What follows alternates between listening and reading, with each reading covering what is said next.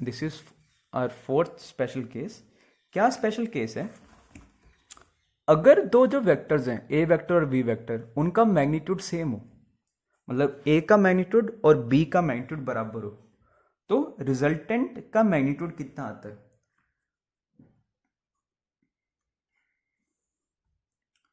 ए square plus B square plus 2ab cos theta. इन दोनों का मैग्नीट्यूड ए ही है, तो A square plus 2 into A, ये हो गया ए स्क्वायर कोस थीटा। तो ये कितना हो गया? 2a square plus 2a square cos theta. ठीक है, ये एंगल आ गया। मैंने तुम्हें ना कुछ डबल एंगल थ्योरम सिखाए थे। डबल एंगल थ्योरम क्या क्या थे? cos 2 theta is cos square theta minus sine square theta, या था 2 cos स्क्वायर थीटा माइनस 1, या 1 minus 2 cos square theta.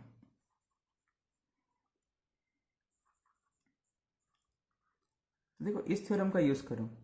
1 plus cos 2 theta, ये कितना होता है? 2 कोस स्क्वायर थीटा। मतलब जितना भी यहाँ पे एंगल है उसका यहाँ पे आधा एंगल आ रहा है, तो अगर ये 1 प्लस कोस थीटा है, ये कितना होगा? 2 cos square theta by 2।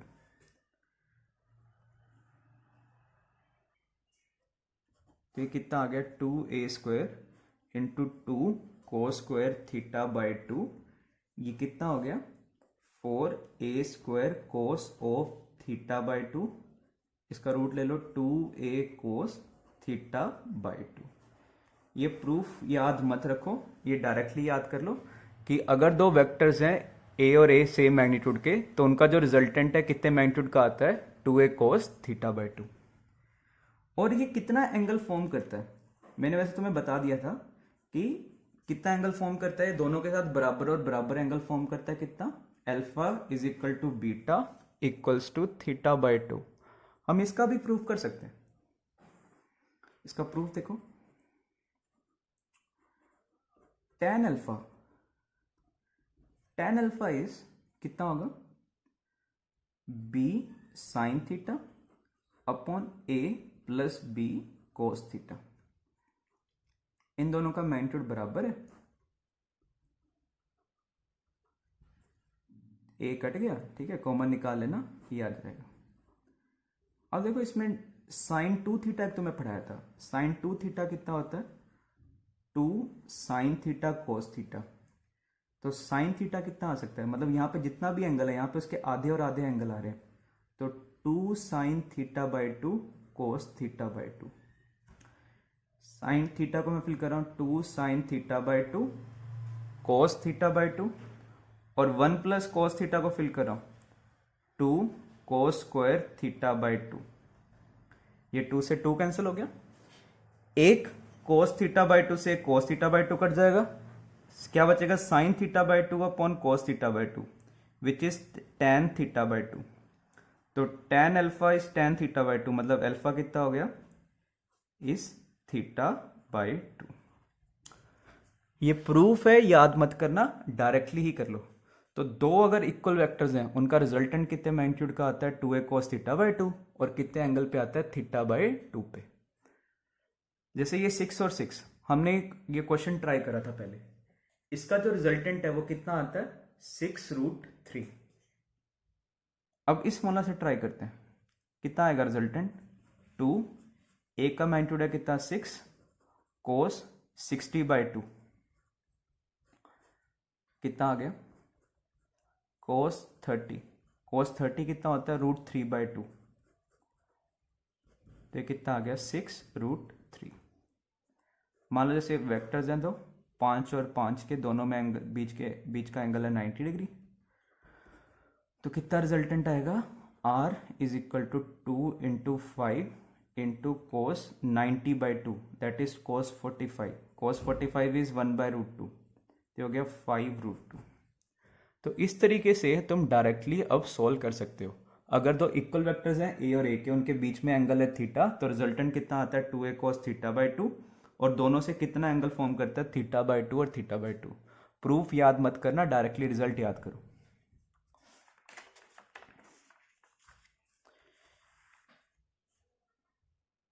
For example जैसे ये क्वेश्चन है, ये दो वेक्टर्स दिए हैं 5 और 5 मैग्नीट्यूड के, और इनके बीच में एंगल है 120 डिग्री।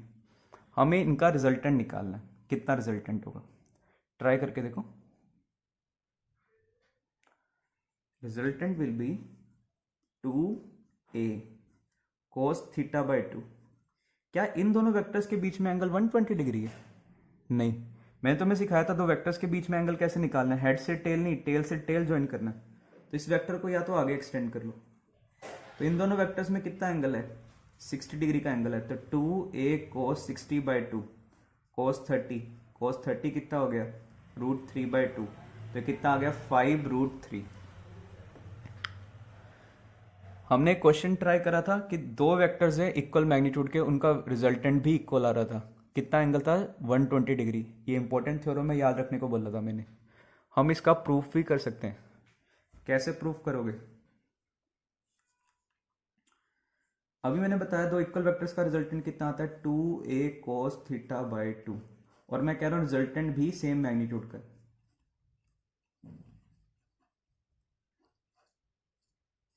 तो cos थीटा बाई 2 कितना हो गया, 1/2। cos ऑफ कितना 1/2 होता है, 60 डिग्री। मतलब ये वाली जो चीज है, ये एंगल है, 60 होना चाहिए। मतलब थीटा कितना होना चाहिए, 120 डिग्री। तो मतलब ए और ए वेक्टर में अगर 120 डिग्री का एंगल हो तो रिजल्टेंट भी सेम मैग्नीट्यूड का आता है। ये डायरेक्ट रिजल्ट है, याद करो। इसके अब स्पेशल केसेस देखते हैं। अगर मान लो दो वेक्टर्स में 0 डिग्री का एंगल हो, दो वेक्टर्स में 0 डिग्री का एंगल हो, तो क्या इनका रिजल्टेंट कितना आएगा, 2a cos 0/2 cos 0/2 हो गया 0, 2a cos 0 होता है 1, तो 2a। वैसे भी दो वेक्टर्स अगर सेम डायरेक्शन में है और इक्वल मैग्नीट्यूड के, रिजल्टेंट डायरेक्टली 2a। अगर इनमें एंगल हो 180, तो रिजल्टेंट कितना आना चाहिए, 2a cos 180/2, that is 2a cos 90 is 0, तो रिजल्टेंट इज 0। अगर दो वेक्टर्स हैं इक्वल मैग्नीट्यूड के और ऑपोजिट डायरेक्शन में, उनका सम कितना होता है, 0। तो अगर दो वेक्टर्स का सम 0 है, they must be equal to each other, और डायरेक्शन क्या होना चाहिए, opposite. They must be equal to each other in magnitude but opposite direction. तो दो इक्वल वेक्टर्स का मैग्नीट्यूड, दो इक्वल वेक्टर्स इक्वल मैग्नीट्यूड के बट ऑपोजिट डायरेक्शन, उनका वेक्टर सम कितना होता है, 0। थर्ड इज अगर इनमें एंगल हो 90 डिग्री। इसका एग्जांपल ये समझ आ रहा है ना बच्चों, जैसे 3 मीटर इधर गए, 3 मीटर वापस इधर आ गए, तो रिजल्टेंट डिस्प्लेसमेंट कितना होगा, 0। नेक्स्ट इज अगर एंगल हो 90 डिग्री, तो रिजल्टेंट कितना आएगा, 2a cos 90/2 2a cos 45 cos 45 is 1/√2, तो दिस इज √2a। तो जैसे ये a मैग्नीट्यूड का है, ये भी a मैग्नीट्यूड का है, तो रिजल्टेंट कितने मैग्नीट्यूड का होगा, √(a² + a², √2a। तो ये एक इंपॉर्टेंट चीज है, resultant of two vectors is 0 only if they are equal in magnitude but opposite in direction. तो दो वेक्टर्स का वेक्टर सम 0 कब होता है, जब वो इक्वल मैग्नीट्यूड, क्यों, मैग्नीट्यूड दोनों का बराबर होना चाहिए, बट डायरेक्शन क्या होनी चाहिए, ऑपोजिट, बट ऑपोजिट डायरेक्शन।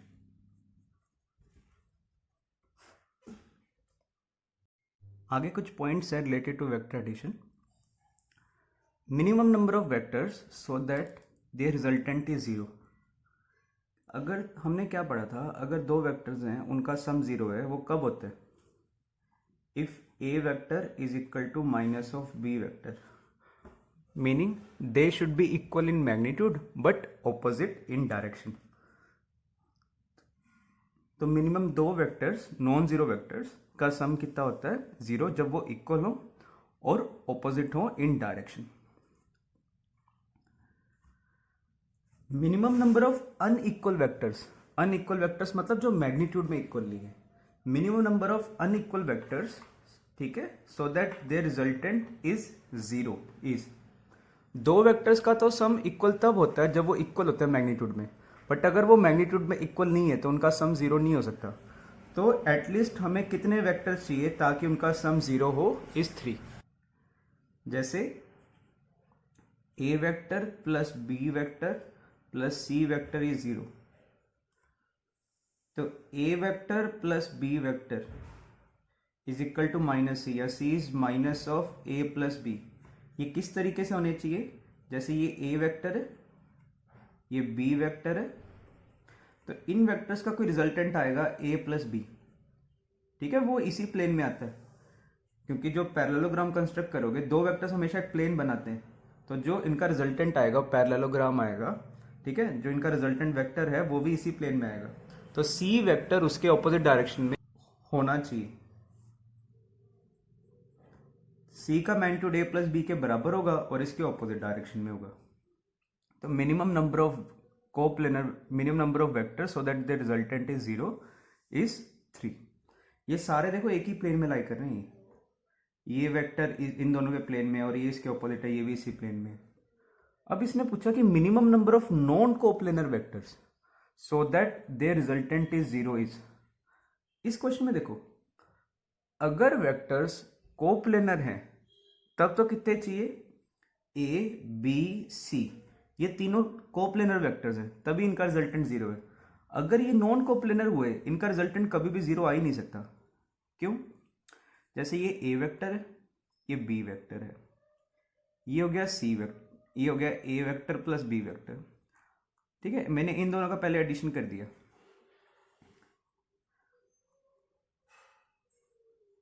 अब मैं इन दोनों का जो एडिशन है वो सी के साथ कर रहा हूं।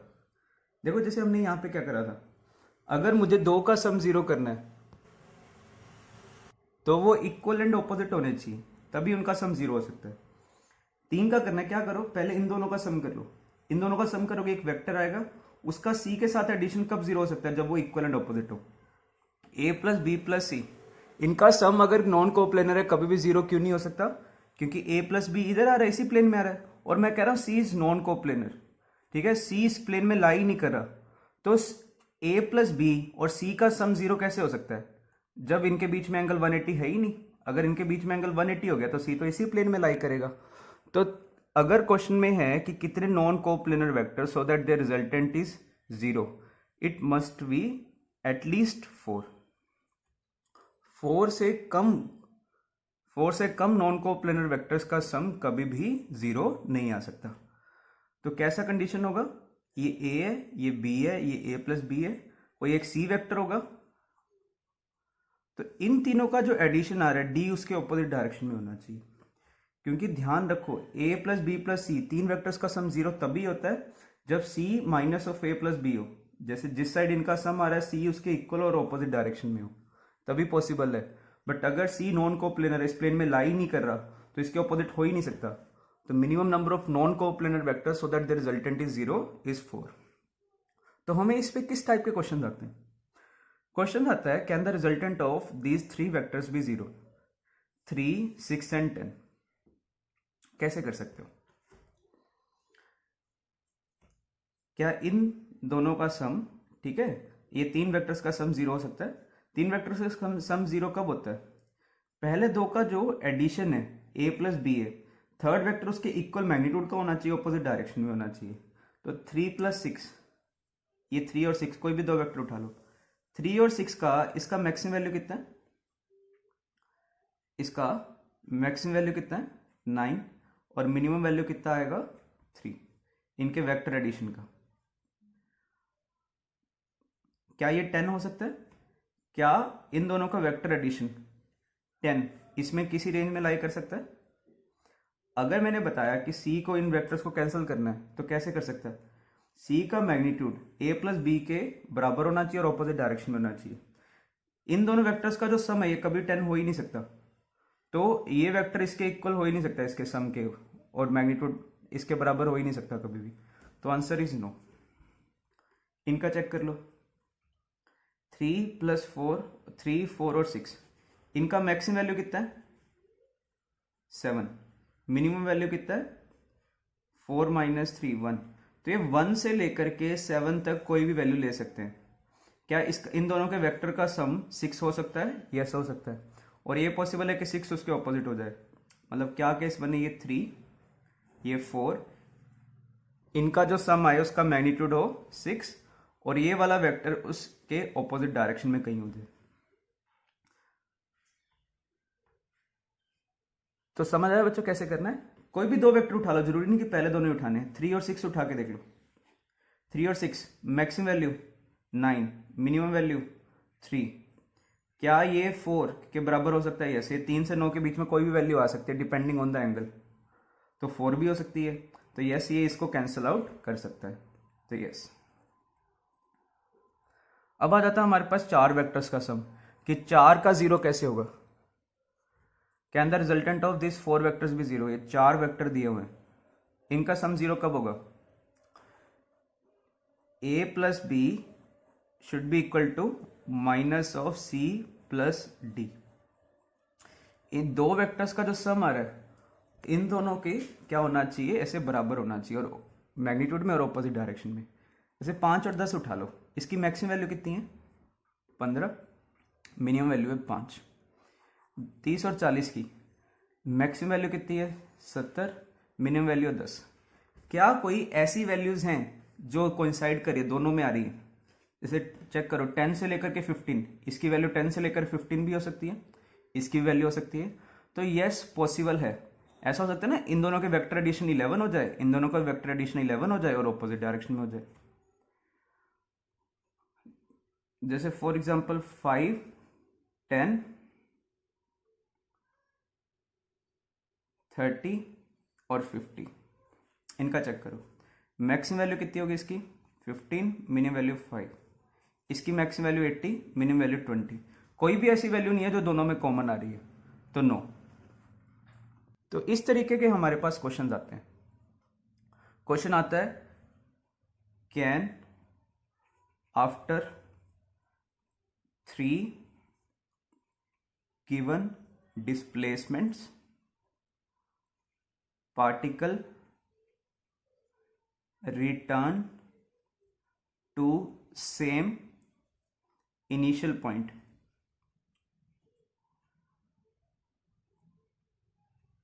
क्या मीनिंग है? जैसे कुछ डिस्प्लेसमेंट दी हुई है, मान लो 5, 6 और 8। क्या इन डिस्प्लेसमेंट के बाद पार्टिकल स्टार्टिंग पॉइंट पे आ सकता है? स्टार्टिंग पॉइंट पे आने का मतलब क्या है? जहां से उसने स्टार्ट किया, क्या वापस उसी पॉइंट पे आ सकता है? यस, आ सकता है। कैसे? इसका मीनिंग क्या है? ये 3 वेक्टर्स हैं, डिस्प्लेसमेंट वेक्टर है। तो क्वेश्चन में पूछा हुआ है हमसे कि क्या इन 3 डिस्प्लेसमेंट का सम 0 हो सकता है, या इन 3 का वेक्टर सम 0 हो सकता है। कैसे चेक करोगे? कोई भी दो उठा लो, 5 और 6, मिनिमम वैल्यू 1, मैक्सिमम वैल्यू 11। क्या इनकी वैल्यू 8 हो सकती है? यस हो सकती है। तो यस, पॉसिबिलिटी है, कोई जरूरी नहीं है, बट पॉसिबिलिटी है। नेक्स्ट आगे देखो, resultant of n vectors of equal magnitude is 0। अगर n वेक्टर्स है इक्वल मैग्नीट्यूड के, उनका रिजल्टेंट 0 कब होगा? जब उनमें एंगल कितना होगा? 360/n। Resultant of n vectors of equal magnitude is 0 if angle between them is 360/m। जैसे दो वेक्टर्स है, n का वैल्यू 2 फिल कर दिया, कितना एंगल होना चाहिए? 180। तो जैसे a वेक्टर, ये a वेक्टर, दोनों में एंगल कितना हो गया? 180, रिजल्टेंट हो गया 0। 3 वेक्टर्स का कितना होना चाहिए? 360/3, 120 डिग्री। तो जैसे ये एक ये वेक्टर हो गया, दूसरा ये वेक्टर हो गया, और तीसरा ये वेक्टर हो गया। इन तीनों में अगर 120, 120, 120 का एंगल हो, 4 वेक्टर्स हैं, 360/4, 90।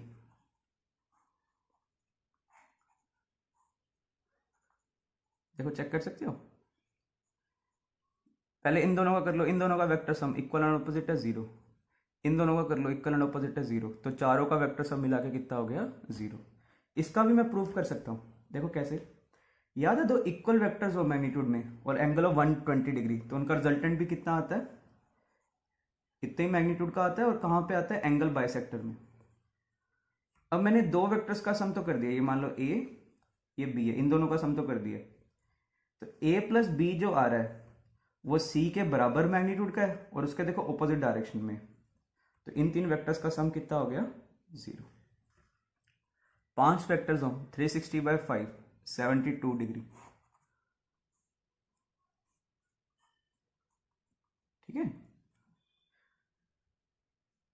अब कोई भी अगर रेगुलर फिगर है, कोई भी रेगुलर फिगर है, जैसे मान लो ट्राइंगल्स, ठीक है, स्क्वायर, पेंटागन, हेक्सागन, जिसके ये सारे साइड्स बराबर हैं, उसका जो सेंट्रोइड होता है, या इन सेंटर बोल लो, सरकम सेंटर बोल लो, ठीक है, एक ये लेंथ और ये लेंथ बराबर होंगी।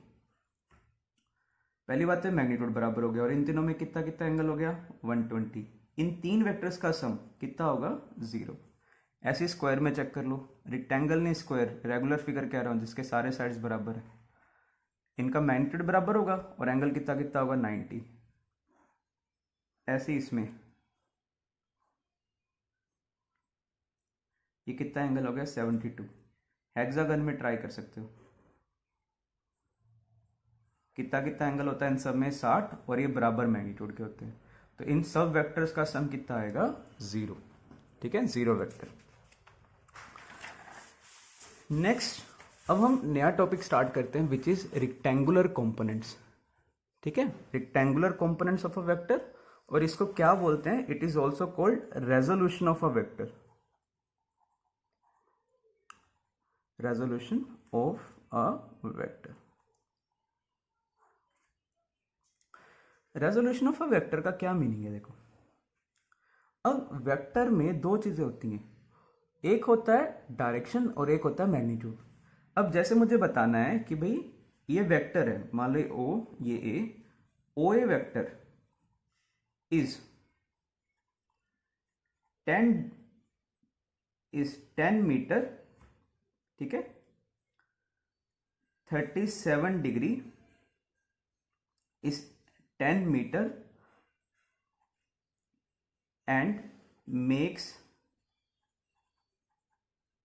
angle 37 degree with x। अब अगर मैं तुम्हें इतना इंफॉर्मेशन दे दूं कि इसका भी लेंथ है 10 मीटर और कितना एंगल फॉर्म करे x के साथ 37 डिग्री, क्या तुम ए पॉइंट पे पहुंच जाओगे? मैंने तुम्हें मैग्नीट्यूड बता दिया और ये भी बता दिया कि x के साथ कितने एंगल पे जाना है तुम्हें। एक तरीका और है, अगर मैं तुम्हें ये बता दूं, मान लो ये 10 है, ये कितना लेंथ होगा, ये वाला कितना लेंथ होगा, ये लेंथ ट्राइंगल से याद है, अगर ये साइड लेंथ है, हाइपोटेनियस दे दिया तुम्हें, ये ए है, मान लो हाइपोटेनियस, मैं बोलूँ कि बेस कितना होगा, कोस थीटा क्या था, b बाई एच, तो b is equal to H cos theta, तो ये कितना आ गया a कोस थीटा, और परपेंडिकुलर कितना आ गया a साइन थीटा। तो मतलब अगर ये 10 है, ये बेस कितना हो गया 10 कोस 37, और ये कितना हो गया 10 साइन 37। कोस 37 और 53 दो एंगल बताए थे स्पेशल ट्राइंगल में, 37 छोटा एंगल है बट कोस छोटे एंगल पे बड़ा होता है, तो कोस 37 इज 4/5, साइन 37 इज 3/5, तो 10 कोस 37 ये कितना हो गया 10 इंटू 4/5, ये हो गया 8, और ये कितना हो गया 6। अगर मैं तुम्हें ये बता दूं कि भाई तुम x डायरेक्शन में 8 मीटर चले जाओ, फिर उसके बाद एक टर्न लेना और y में कितना चले जाना 6, क्या तुम a पॉइंट पे चले जाओगे? अगर मैं तुम्हें बताऊं कि भी x डायरेक्शन में 8 मीटर चले जाओ, फिर y डायरेक्शन में 6 मीटर चले जाओ, क्या हम a पॉइंट पर रीच कर पाएंगे? तो ये सेकंड मेथड हो गया। या अगर मैं बोलूं पहले y में चले जाओ 6, फिर x में चले जाना 8, तो इस तरीके से भी हम a पे पहुंच सकते हैं। इसको बोलते हैं रेक्टेंगुलर कंपोनेंट्स, कि देखो एक रेक्टेंगल फॉर्म हो गया, ये 8 और ये 8 और ये 6 और 6। रेक्टेंगुलर कंपोनेंट्स इसलिए भी बोले जाते हैं क्योंकि ये आपस में परपेंडिकुलर है। तो अगर मैं तुम्हें बोलूं 8 मीटर चले जाओ x की तरफ, याद है 8 आई कैप क्या होता था? 8 आई कैप मतलब 8 in plus x direction, 6 J cap, इसका क्या मीनिंग है 6 ये मान लो मीटर, 8 मीटर 6 मीटर जे कैप, इसका क्या मीनिंग है, 6 metre in plus Y direction. तो ये हमारे पास नेट वेक्टर आ गया। कैसे, ओ ए वेक्टर को मैं क्या लिख सकता हूँ, 8 आई कैप 6 जे कैप। अगर मैं तुम्हें ये भी बता दूं कि 8 I cap plus 6 J cap, इससे भी तुम्हें अब आइडिया लग जाना चाहिए। एक तो ये मेथड हो गया बताने का कि भी डिस्टेंस बता दिया और डायरेक्शन बता दी। एक 8 I cap plus 6 J cap, इससे भी हमें आइडिया लग जाता है कि वेक्टर ने कहाँ जाना है। 8 आई कैप, 8 आई कैप देखो कैसे करोगे, 8 मीटर एक्स की तरफ, फिर 6 मीटर वाई की तरफ। मैं बोलूँ कितना डिस्टेंस हो गया, मैग्नीट्यूड कैसे निकालोगे, देखो ओ ए का मैग्नीट्यूड कितना हो गया, अंडर रूट ऑफ 8 का स्क्वायर प्लस 6 का स्क्वायर, कितना हो गया ये 64 प्लस 36 रूट ऑफ 100, ही हो गया 10। दूसरा मैं बोलूँ एंगल बताओ, ये एंगल बता दो, या तो tan थीटा बता दो। tan थीटा कितना होगा, 6/8, 3/4, tan ऑफ कितना 3/4 होता है 37। देखो इतना बताने से भी यही चीज समझ आ रही है कि इसका मैग्नीट्यूड है 10, कितने डायरेक्शन पे 37। या cos थीटा बता सकते हो, cos थीटा कितना है, cos थीटा इज, ये थीटा के लिए ये बेस है 8/10, 4/5, cos ऑफ कितना 4/5 होता है 37 डिग्री। तो इस मेथड में लिखने में आई कैप जे कैप में, this is called rectangular components. तो एक वेक्टर है मान लो ए, अगर x के साथ थीटा एंगल बना रहा है तो इसका जो रेजोल्यूशन है या इसके कंपोनेंट से क्या आते हैं कि x की तरफ कितना आ रहा है, a cos theta, y direction में ये कितना आ रहा है, a sin थीटा। देखो ये ट्राइंगल ओ भी ओबे कर रहा है, this vector 8 I cap plus this vector 6 J cap is equal to ये वेक्टर जो ओ ए वेक्टर था, ओ ए वेक्टर कितना हो गया 8 I cap plus 6 J cap. तो ये हो गया तुम्हारे पास A vector is A X I cap plus A Y J cap. A X is called resolution और component of a vector along x direction। A Y इसको क्या बोलते हैं, रेजोल्यूशन, या तो रेजोल्यूशन बोल लो या कंपोनेंट बोल लो, component of A vector along Y direction. तो ए एक्स कितना होगा, A X is A cos theta and A Y is A sine theta. जरूरी नहीं ए वाई इधर भी बना सकते हो, ये भी ए वाई है, ठीक है। तो एक वेक्टर को, जैसे ये वेक्टर है, हम कैसे रिजॉल्व करा करेंगे, जैसे ये वेक्टर है ए, हम कैसे रिजॉल्व करेंगे, एक तो इस डायरेक्शन में, एक इस डायरेक्शन में। इधर की तरफ थीटा है ए कोस थीटा, इधर कौन सा आ रहा है ए साइन थीटा। यह एक काम और कर सकते हो, बस ये रख लो थीटा वाली साइड कोस थीटा आता है, ठीक है। तो मान लो ये 90 माइनस थीटा है, तो 90 माइनस थीटा वाली साइड कौन सा आना चाहिए, ए कोस 90 माइनस थीटा, जो कि क्या होता है ए साइन थीटा। थीटा वाली side A cos theta, theta के परपेंडिकुलर ए साइन थीटा। दूसरी चीज, A X is A cos theta, A Y is A sine theta. A का जो मैग्नीट्यूड है वो क्या होता है, प्रूफ करो कि ए का जो मैग्नीट्यूड है it is root of A X का स्क्वायर प्लस ए वाई का स्क्वायर।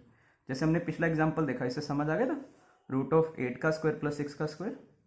कैसे प्रूफ कर सकते हो, ए एक्स का स्क्वायर, ए एक्स का स्क्वायर कितना हो गया ए square cos square theta, A Y का स्क्वायर कितना हो गया ए स्क्वायर साइन स्क्वायर थीटा। तो A X square plus A Y square ये कितना आ गया ए स्क्वायर। तो ए का जो मैग्नीट्यूड होता है it is root of A X square plus A Y square. अब इसकी डायरेक्शन कैसे फाइंड करनी है, मान लो ये है ए एक्स, ये है ए वाई और ये है ए, ये ऐसे रेक्टेंगल फॉर्म होती है, ये भी ए वाई है। और ये थीटा और ये लेंथ है ए के बराबर। तो tan थीटा कितना होगा? tan theta will be A Y by A x.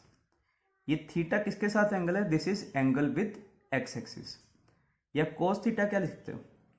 Cos theta will be A X by A. Theta is angle with X axis. मैं बोलूँ y के साथ कितना एंगल फॉर्म कर रहा है, मान लो y के साथ फाई एंगल फॉर्म कर रहा है, तो tan फाई क्या होगा? फाई के लिए तो ये परपेंडिकुलर हो गया, तो A X by A Y. या कोस फाई क्या होगा? A Y upon A. तो angle with X axis is A Y by A X, angle with Y axis is A X by A Y. या cos theta याद रख लो, ज़्यादा easy होता है, A X upon A, Y के साथ A Y by A cos theta. जैसे कुछ एग्जांपल्स ट्राई करते हैं इसी के। मान लो एक वेक्टर दिया हुआ है तुम्हें, उसका मैग्नीट्यूड है 10 और x के साथ 30 डिग्री एंगल फॉर्म कर रहा है। मैं चाहता हूं इसको रिजॉल्व करो, रिजॉल्व इन रेक्टेंगुलर कंपोनेंट्स। इसको रेक्टेंगुलर कंपोनेंट्स में मुझे रिजॉल्व करके बताओ। रेक्टेंगुलर कंपोनेंट्स में कैसे रिजॉल्व करेंगे? x डायरेक्शन में कौन सा कंपोनेंट आ रहा है? थीटा है, 10 cos 30। इस डायरेक्शन में कौन सा कंपोनेंट आएगा? 10 sin 30।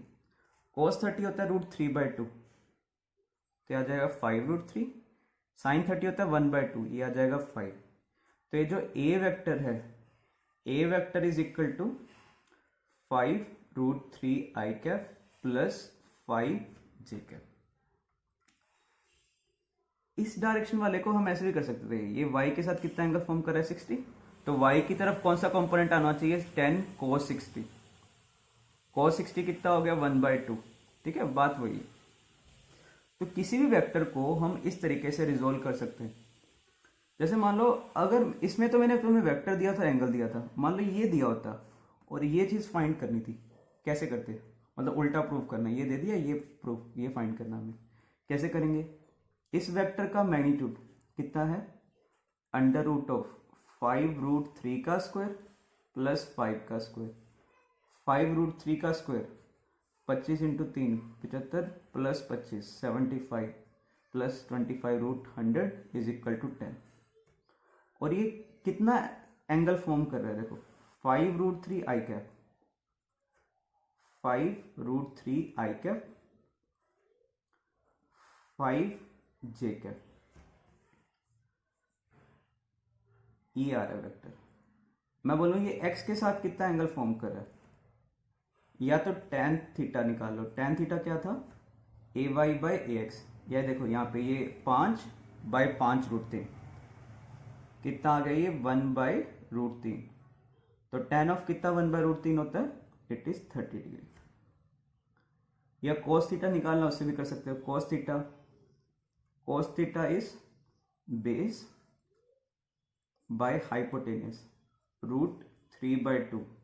cos ऑफ कितना √3/2 होता है? cos of 30 is √3/2। ठीक है, तो थीटा कितना आ गया? 30 डिग्री।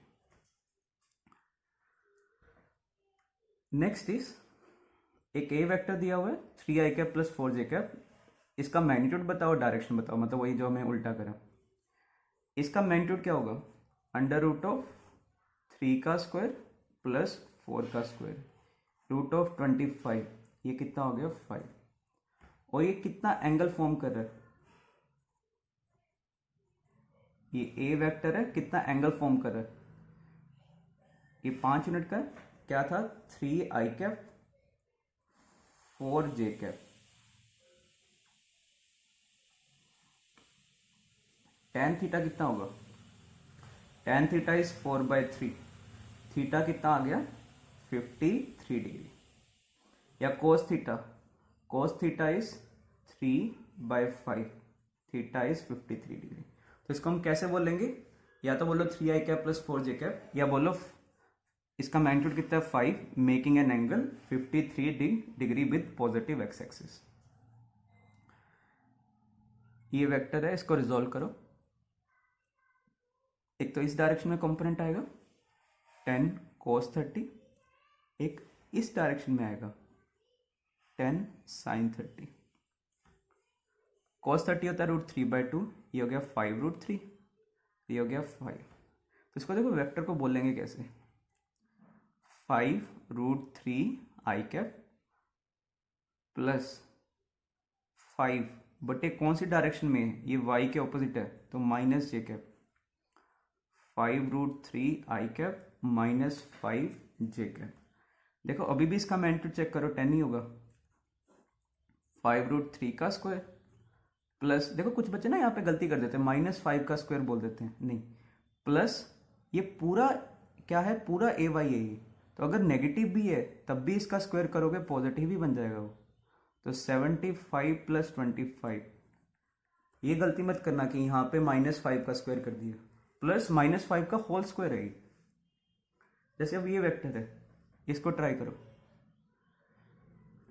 कैसे करोगे, इस डायरेक्शन में कौन सा कंपोनेंट आ रहा है, 10 cos 60, इस डायरेक्शन में कंपोनेंट आ रहा है 10 sin 60।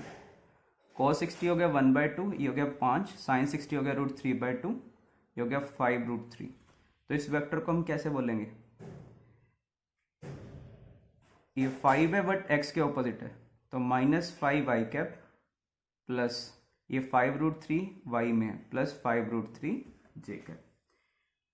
ठीक है, जैसे मैंने बताया था अगर कोई वेक्टर x के साथ थीटा एंगल बनाए तो x कंपोनेंट था a cos थीटा, y था a sin थीटा। अगर कोई वेक्टर x के साथ थीटा एंगल बनाए तो x कंपोनेंट कितना था, a cos theta, y component a sin theta. तो देखो अभी भी उससे कर सकते हो, अगर कोई इस मेथड से ना जाए, इससे भी चला जाए, तो x के साथ एक कितना एंगल बना रहा है, 120 डिग्री का एंगल बना रहा है, तो 10 cos 120i plus 10 sin 120j। cos 120 ये हो गया cos 180 minus 60 i plus 10 sin 180 minus 60 j। देखो cos 180 माइनस 60 तो आएगा तो cos 60, सेकेंड क्वाड्रेंट में cos नेगेटिव होता है, cos 60 इज -1/2, cos 120 इज -1/2। ठीक है, cos 60 is +1/2, cos 120 is -1/2। sin 60 ये होता है √3/2 और सेकेंड क्वाड्रेंट में साइन पॉजिटिव है, तो देखो वही आंसर आ गया ना, -5i प्लस 5√3j। तो दोनों में से कोई भी मेथड लगा सकते हो, हम प्रेफर ये मेथड करेंगे, पहले वाला।